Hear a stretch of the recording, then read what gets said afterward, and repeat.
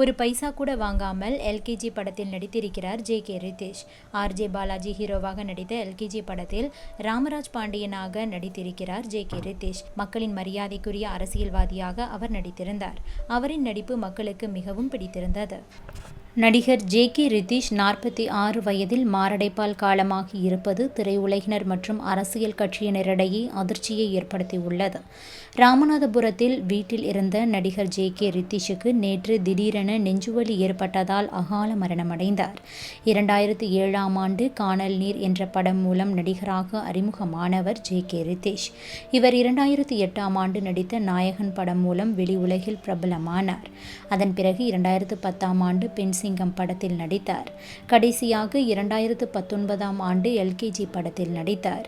இந்த படத்தில் ஜே.கே. ரித்தீஷின் நடிப்பை பார்த்து பலரும் மிரண்டு போய் பாராட்டினார்கள். திமுகவில் எம்பியாக இருந்த ஜே.கே. ரித்தீஷ் கடைசியாக அதிமுகவில் தான் இருந்தார்.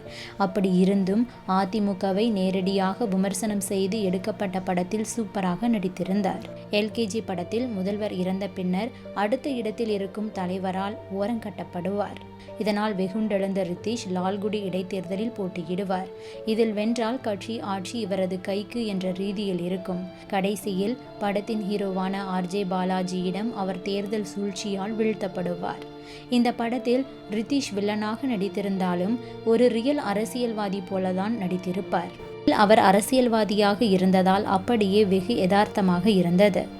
மாட்டை பாடி அடக்கும் காட்சி, சண்டை காட்சி, விழாக்களில் பங்கேற்று மக்களிடம் செல்வாக்கு பெறும் காட்சி என அவரை பற்றி எல்லா பில்டப் காட்சிகளுமே யதார்த்தமாக இருக்கும். அரசியல்வாதியாக புகழ்பெற்ற ரித்தீஷ் நடிப்பில் அவ்வளவாக பிரபலம் ஆகாமல் இருந்தார். கடைசியில் தனது ரியல் வாழ்க்கையை ஒட்டிய அரசியல் படமான எல்கேஜியில் நடித்து புகழ் பெற்றார். இன்னும் அவர் பல படங்களில் நடிப்பார் என எதிர்பார்க்கப்பட்ட நிலையில் அவரது எதிர்பாராத மரணம் ரசிகர்கள் மத்தியில் அதிர்ச்சியை ஏற்படுத்தியுள்ளது. எல்கேஜி படம் தொடர்பான பிரஸ் மீட் ஒன்றில் ஜே.கே. ரித்தீஷ் மிகவும் கலகலப்பாக பேசியிருப்பார்.